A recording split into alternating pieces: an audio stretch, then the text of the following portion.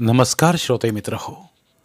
कथारस सादर करीत आहे ज्येष्ठ साहित्यिक श्रीना पेंडसे लिखित कादंबरी रथचक्र. प्रकरण चौथे. सामानाची बांधाबांध झाली. कपडे करून लखनौवाला ओटीवरच्या झोपाळ्यावर बसला होता. भाऊ लीन होऊन त्याच्याभोवती गोळा झाले होते. 24 तासांपूर्वी ते हवे तसे भांडले यावर कोणाचा विश्वास बसला नसता. लखनौवाल्याचा मुलगा 2 महिन्यांनी इंग्लंडला जायचा होता. त्यासंबंधी बोलणं चाललं होतं.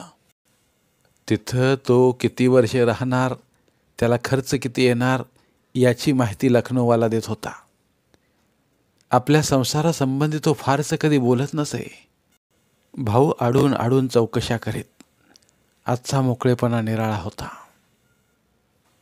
विलायतेला जाण्यापूर्वी मुलानं एकदा गावाला येऊन जावं म्हणून भावाने सूचना केली. नंतर आग्रह केला. तृप्त मनानं थोरली सारं पाहत होती. दुसऱ्या जावा आसपास रेंगाळत होत्या. ती आपल्या नेहमीच्या जागी बाळंतिणीच्या खोलीत उभी होती. होडीची वाट पाहत सगळी बसली होती. सगळे विषय संपले तेव्हा मधला म्हणाला, तू इस्टेटीवरचा हक्क सोडलास तरी आम्ही तसं मानित नाही. नेहमीप्रमाणे इकडं आलं पाहिजे. किंचित हसून लखनौवाल्यानं मान डोलावली आणि विचारलं, मी ऐकतो ते खरं का? त्या उपटसुंब प्रश्नानं वातावरण जरा गंभीर झालं. कसला तरी हल्ला होणार अशी शंका भावानं आली. इतक्या वेळचा मोकळेपणा मावळला. कशाबद्दल? मधल्यानं खबरदारी घेऊन प्रश्न विचारला. तिचं सोनं विकायचं ठरवलं आहे तुम्ही? तो प्रश्न ऐकताच ती थबकून पाहू लागली. दीर पाठमोरा बसला होता. या माणसाच्या मनाचा पत्ता लागणं मुश्किल. कठोर मनाचा म्हणून त्याला ती ओळखीत होती. स्वतःच्या मुलांना मारताना सुद्धा त्याच्याजवळ दया क्षमा नसे. 7-8 वर्षांपूर्वी बायको मुलांना तो घेऊन आला होता. त्यावेळचा प्रसंग तिला आठवला. आणखी गरे मिळाले नाहीत म्हणून त्याच्या मुलांना हातातले गरे अंगणात फेकले. केरसुनीच्या बुंध्यानं मुलाला बुकलीत त्यानं अंगणात नेलं आणि मातीत पडलेले गरे खायला लावले. हताश होऊन सगळी त्याच्याकडे पाहत होती. पण पुढं होऊन त्याला प्रपादायला कोणी तयार नव्हतं. तिला स्वतःला त्यानं कधी नावानं हाक मारल्याचं तिला आठवत नव्हतं. पण आज सगळ्या घरात कोणाला खटकलं नाही ते त्याला खटकलं. भाऊ बोलेना तेव्हा त्यानं पुन्हा विचारलं, तिची संमती घेतलीत? स्त्रीधन सुद्धा तुमच्या घरात सुरक्षित नाही? बैठकीचा रंग एकदम बदलला. खोलीत बसून ती चिंता करत होती. वाटण्याप्रमाणे पुन्हा आपल्यावर काही आळ न येऊ म्हणजे मिळवली. लखनौवाला उत्तराला अडून बसला होता. विकणार ही तुला मिळालेली माहिती चूक आहे. तशीच वेळ आली तर फार तर गहाण ठेवू. ती वेळ आले ना? म्हटलं तर आले. भाऊ पाहिजे, पैसे नाहीत. सगळंच कसं साधणार? लखनौवाला अधिक बोलला नाही. खिशातून 250 रुपयांच्या नोटा काढून त्यानं मधल्याच्या हातात दिल्या. मेहरबानी करा आणि तिच्या दागिन्यांना हात लावू नका. भागेल की नाही एवढ्या पैशात? बोलायला काही जागाच ठेवली नाही. नोटा गोळा करीत मधला आजीजीच्या सुरात बोलला. तो अकल्पित प्रकार पाहून ती थिजलीच.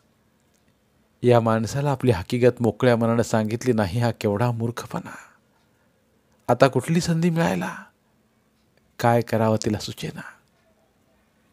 थोरलीजवळ बोलावं का? अधिक विचार करीत ती थांबली नाही. आत्ताच घाई केली तर काही जमेल. लगबगीनं ती माझघरात आली. डोळे पुशीत थोरली देवघराकडे चालली होती. आपल्या मुलग्याचा पहिला नंबर आला एवढं तरी तिला कळलं पाहिजे. थोरलीला स्पष्ट शब्दात सांगायचं असं तिनं ठरवलं. आडून आडून बोलण्यात आता अर्थ नव्हता. थोरली डोळे मिटून देवांपुढं बसली. तिच्याजवळ जाऊन तिनं हलकीच हाक मारली. बाई, आमच्या घरात पुण्यवान आत्मा एक आहे. आमचे सगळ्यांचे देखावे. गहिवर आवरीत थोरली म्हणाली. किती पैसे दिली? किती का देईना, सकाळपासून सगळ्यांनी बोलून बोलून लचके काढले नाही, मी एक शब्द उच्चारलेला नाही. तुम्ही सुखदुःखाच्या पलीकडे गेलेले आहात. जावेचा रोख कशावर आहे तिच्या लक्षात येईना. लक्षण ठीक दिसत नव्हतं, पण आता वेळ कुठे होता. थोरली काहीही बोलो, प्रयत्न करणं तिचं काम होतं. तुमच्याजवळ काका काही बोलले, तिनं भीत भीत विचारलं. कशा संबंधी? नाही ना बोलले? नाही. परीक्षेचा रिझल्ट काकांना कळलाय. अखेरचा प्रयत्न म्हणून ती चाचरत बोलली. त्यात तुझा पोरगा पहिला आला. धन्य आहे बाई तुमची. सार घर कुठल्या काळजीत आणि तुम्ही कशात दंग. विचार करा थोडा. सगळ्यांची धडपड चालली आहे. तुमचं सौभाग्य हातीपायी सुखरूप कसं येईल आणि तुम्ही. वाक्य अर्धवट सोडून थोरली तिथून उठली. आता बोलायचं काही उरलं नव्हतं. तरी दामटून थोरलीच्या मागून जात ती बोलली. भाऊजींना सांगायचं आहे की काय विचारायला आले होते. हो रे आयली, बेगी करा वो. आगारातून भोई ओरडत येत होता. होडी आली. घरात धावपळ सुरू होणार. लवकरच दीर देवांना सुपारी ठेवायला येईल. सगळी त्याला नमस्कार करायला जमतील. रडारड, सांत्वन, नेहमीचं चित्र तिच्यासमोर उभं राहील. या लगीन घाईत आपल्याला नमस्कार करायला तरी मिळेल का? काय करावं? एक कल्पना तिला सुचली. मुलग्यानं नमस्कार करताना आपल्या निकालाचं सांगायला काय हरकत आहे? अधिक विचार करायला वेळ नव्हता. प्रत्येक क्षण मोलाचा होता. मुलगा कुठे दिसतो का तिनं पाहिलं. जरा वेळापूर्वी बेलाची परडी घेऊन तो बाहेर पडल्याचं तिला आठवलं. झपाटल्यासारखी ती बाहेर पडली आणि आग्राच्या दिशेनं धावत सुटली. सगळ्या बेलाच्या झाडांची गेली. चिटपाखरूसुद्धा त्या ठिकाणी नव्हतं. वादळात सापडल्या खलाशासारखी हताश नजरेनं ती सभोवार पाहत राहिली. वेळ चालला आहे हे लक्षात येताच ती पुन्हा धावत सुटली. खाजनाजवळच्या एका भोप्याच्या झाडाशी तो बिल्वपत्र मुजीत बसला होता. दळबत्री रांडेचा एरंडाच्या फोकानं बडवलं पाहिजे. त्याच्या दिशेनं धावता धावता तिच्या डोक्यात विचार आला. त्याच्याजवळ येताच मनातला विचार तिनं झटाकला आणि त्याच्याकडे पाहतच राहिली ती. तो मुद्दामच वर पाहत नाही हे तिला समजत होतं, पण दांडगाई करून भागणार नव्हतं. नाक दाबून एरंडेलाचा घोट घ्यावा त्याप्रमाणे तिनं राग गिळला. ही कुठली जागा शोधून काढलीस? शांतपणे तिनं विचारलं. त्यानं एकदा मान वर केली आणि पुन्हा बेलाची पानं मोजण्यात तो दंग झाला. किती झाली? कपाळाला अट्या घालून त्यानं हातानंच इशारा दिला. मातीत पडलेली पानं झाडून तो टोपली टाकीत होता. त्याचं लक्षण ठीक नव्हतं. धड बोलेल की नाही याची शंका होती, पण त्याच्या कलानं घेण्याइतका वेळ नव्हता. फसकन तिनं टोपली आपल्याकडे ओढून घेतली. घरी चल, त्यानं वर पाहताच ती म्हणाली. कशाला? घोगरे आवाजात त्यानं विचारलं. कशाला म्हणजे तुला माहित नाही? बसता बसता तिनं विचारलं. टोपलीला तो हात घालीत होता. तिनं टोपली बाजूला ठेवली. भावजीवर तुझा एवढा राग का? काय त्याने घोडं मारलंय तुझं? घरातली सगळी त्यांच्या नावानं बोटं मोडतात म्हणून तू सुद्धा? एवढा हुशार मुलगा, चांगलं वाईट काय ते कळत नाही म्हणजे काय? मी हुशार नाही म्हणून कसं चालेल? ज्यांनी तुला पहिला नंबर दिला त्यांना काय वेड लागलंय? तिच्याकडे पाहून तो अस्फुट हसला. तेवढ्यानं तिला बळ आलं. धरणाचा बांध फुटून पाणी मोकाट सुटावं त्याप्रमाणे ती बोलू लागली. या घरात तुम्हा पोरांना कशी वागणूक मिळाली ते एक मला माहीत. कळेल त्या दिवशी तुझे डोळे उघडतील. तुझ्या भावाच्या आयुष्याचा सत्यानाश या लोकांनी केला. कुत्सित हसून त्यानं मान उडवली. ते तिनं पाहिलं. चिडून तिनं प्रश्न विचारला. तुला खोटंच वाटायचं? मग काल भाऊजींनी सांगितलं तेव्हा सगळ्या भावांची दातखिळी का बसली? तुझी सुद्धा तीच गत व्हायची. काका होते म्हणून सावरलास. मी बोलते त्यातलं एक अक्षर खोटं असलं तर सांग. तुझी तर विटंबना अशी केली, कुठल्याही आयशीवर अशी पाहण्याची वेळ येऊ नये. केव्हा? 2 वर्षांचा होतास. माणूस अनाथ असलं की गांडुळाकडे सुद्धा त्याची पत राहत नाही. माझे वडील होते त्यावेळी. अनाथ कशानं होतीस? ते बिचारे देवघरात. त्यांनी स्वतःला केव्हाच देवाला अर्पण करून घेतलं होतं हे सगळ्यांना ठाऊक आहे. म्हणूनच माझे धिंडवडे निघाले. काय राक्षसी माणसं. 2 वर्षांचं मूल म्हणजे देवरूप. त्याच्या गळ्यात गोऱ्यांची माळ घालून तुझ्या काकवा फिदी फिदी हसत होत्या. कोणी घातली? तुझ्या मधल्या काकून. आत्ता कौतुक करीत असते. तुला खोटं वाटत असेल. थोड्या कुशीला विचारत जा. ती होती पाहिला. बोलता बोलता तिच्या लक्षात आलं वेळ जातो आहे. दीर माझघरात आला असेल. दंड पकडून मुलग्याला खिचीत घराकडे न्यावा असा विचार तिच्या मनात आला. पण आपल्यालाच ओढीत त्यानं खाजनात नेलं तर त्याच्या विनवण्या करण्यापलीकडे तिला काही करता येत नव्हतं. तुला घरी बोलावत आहेत. कोण? कोण काय? आज भावजी जायचे.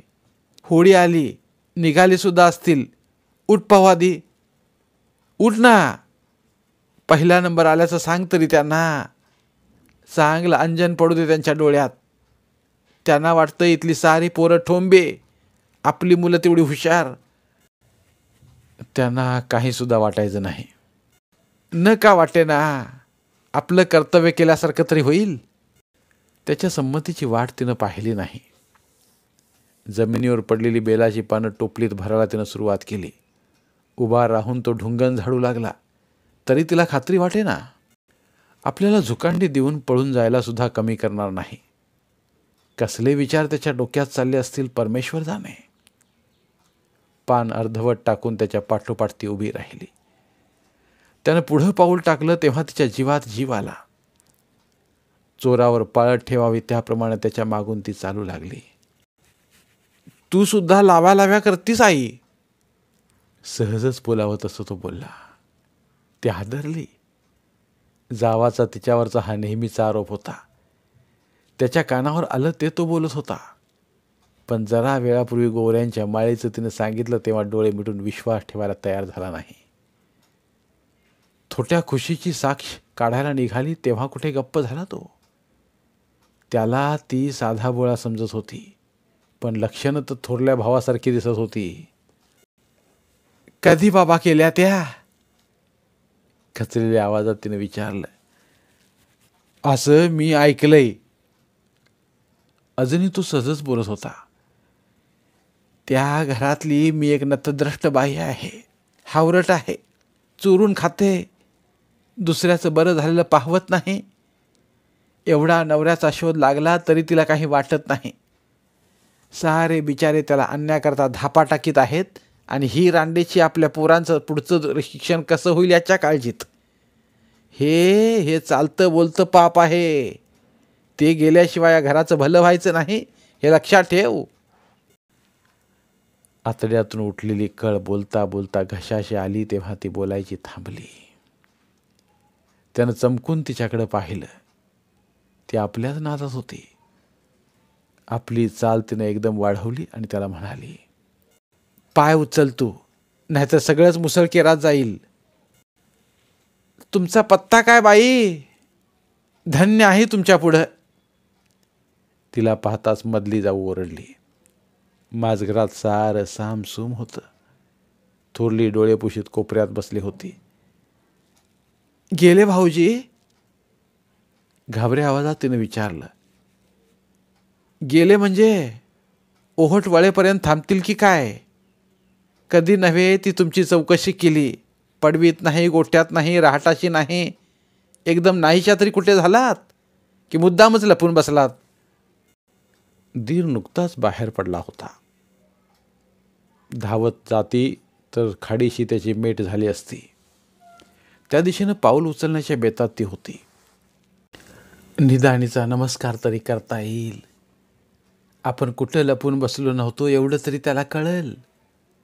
उचललेलं पाऊल दुसऱ्या क्षणी तिने जमिनीवर ठेवलं. 4 लोकात असलं हे प्रदर्शन बरं दिसणार नाही. भाऊ गावकरी यांचं कोंडाळ त्याच्या भोवती पडलेलं असणार. ते फोडून त्याच्याकडे जायचं. कशाला? नमस्कार करायला. आपलं हसं मात्र होईल. तिचा निर्णय चालला होता तोपर्यंत अनेक नवलाच्या गोष्टी तिच्या कानावर येत होत्या. परत जाताना लखनौला नेहमीच रडे. इतक्या लांब इतकी वर्षे राहूनही गावाचं त्याचं वेड कमी झालं नव्हतं.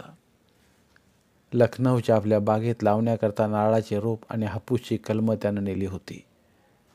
हौसेनं काजूची झाडं लावली होती. त्याला एकदा एक काजू लागला तेव्हा पुत्रजन्माच्या बातमीसारखी त्यानं ती बातमी घरी कळवली. पण जाऊ वर्णन करीत होती त्यावरून आजच्यासारखा तो कधी रडला नव्हता. त्याला जोराचा हुंदका आला. तो काही केले आवरेना. त्याच्या मागून भाऊ रडू लागले. मग जावा रडू लागल्या. काही वेळ नुसती रडारड माजून राहिली. फक्त ती नव्हती. या नशिबाला म्हणावं तरी काय? ती स्वतःचं समाधान करू लागली.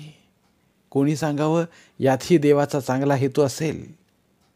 आपण या सगळ्या घोळक्यात दिसत नाही ही गोष्ट त्याच्या लक्षात आली. हे काय थोडं झालं? आपण समोर असतो तर त्यानं पाहिलंही नसतं. आपण आहोत हे त्याच्या लक्षातही आलं नसतं. या खेपेला तो एवढा का रडला याची चर्चा तिच्या कानावर आदळत होती. त्याला पश्चाताप झाला असं थोरली म्हणत होती.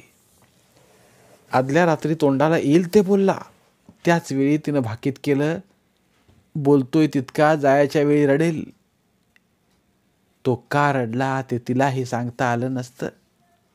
पण जावेला वाटतं तेवढा तो भाबडा खास नव्हता.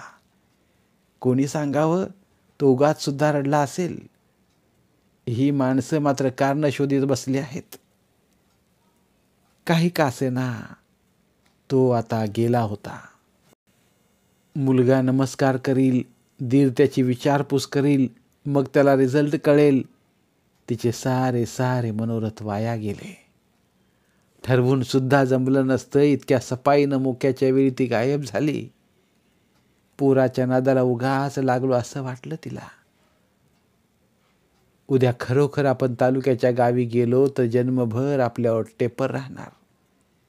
दीर येऊनही त्याला सुगावा लागू दिला नाही. इतर दीर त्याला साथ देतील. देऊ देत बापडे, खऱ्याला मरण नाही. अखेरीस सार आपल्या वागणुकीवर अवलंबून असणार. बोलायला जागा राहणार नाही असं आपण वागू. तालुक्याला गेल्याबरोबर लखनौला पत्र पाठवू अशा आशाकरिता घर सोडलं म्हणून. तुमचा सल्ला घ्यायला हवा होता, पण 4 माणसा देखत विचारू कसं?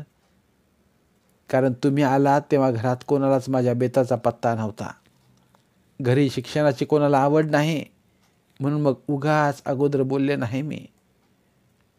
अशा स्थितीत तुमचा सल्ला घेणं वाईटही दिसलं असतं. हा मुलगा नाव काढील असं त्याचे मास्तर म्हणत होते. त्याला माफी मिळाली आहे.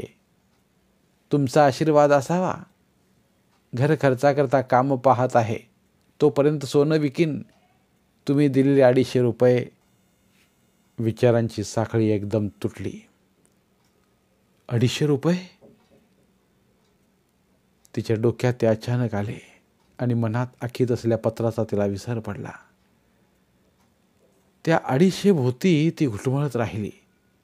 हे पैसे आपल्याला मिळाले तर खरोखरच किती बहार होईल. निदान 1 वर्षांची काळजी राहणार नाही. 1 वर्षात अनेक गोष्टी घडतात. लखनौचा दीर मत्तीला धावेल. आपण कामधंदा करू. तशीच वेळ पडली तर त्याकरता रडायचं, भांडायचं, भीक मागायची असे अनेक प्रकार ती योजित होती. नाहीतरी ते आकाशातूनच पडले होते. दिरापुढं नुसतं उभं राहण्याची सुद्धा हिंमत नाही. अशा आपल्यासारख्या बाईला हे जमेल का? याचा विचार तिला शिवत नव्हता. अजस्र लोहचुंबकाने इवल्याच्या टाचणीला घट्ट पकडून ठेवावं तशी तिची गत झाली. एवढे पैसे ती एकदम दचकलीच.